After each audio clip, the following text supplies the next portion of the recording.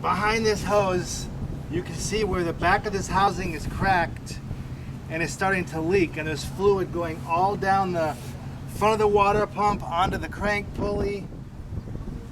Let me take the camera off the thing. Right there. What we're looking at right here is there's a crack, and the back of this housing right back here is leaking, and you can see the coolant is gone down the housing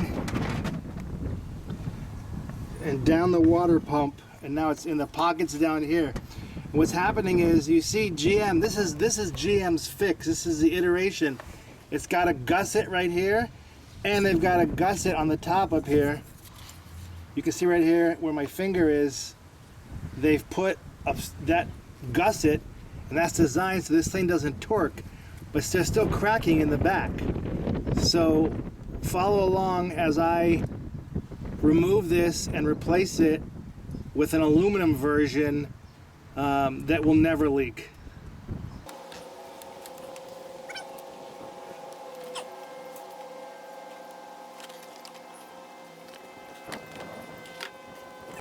There's a lot of tools that are proper for this. There's a special kind of clamp, but I'm just going to do this down and dirty so you guys can see how you would do it at home. So the first thing we're going to do is we're going to take the clamp off. This is called a steam tube, and that essentially vents any bubbles that go in the engine. This vents it up, this hose, and it goes over here, and it goes to the top of the expansion tank. It's still leaking. You can see it still has a leak.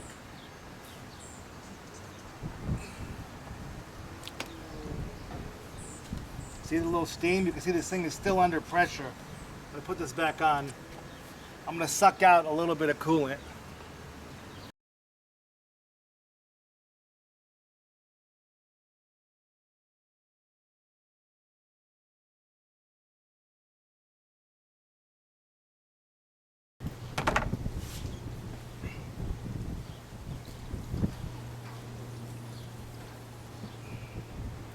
And you can see where the crack is right here across the back. It's just, I mean, this has happened to so many customers. Or I should say so many LT engine owners. I'm a die-hard Chevy fan, but I'm not sure why they try to save money on this plastic housing. So I'm gonna take this off. Just keep this above the radiator line, and then let me just suck a little bit of this out.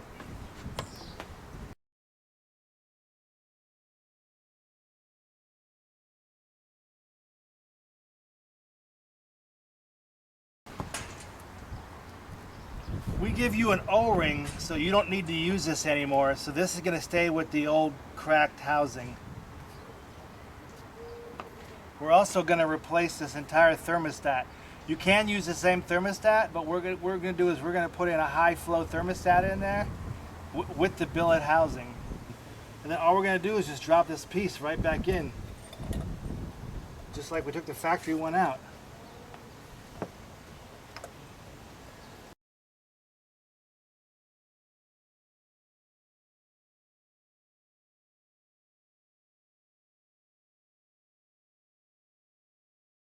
As you can see, the stock thermostat is now replaced with this billet version, and it was a direct replacement. It was simple.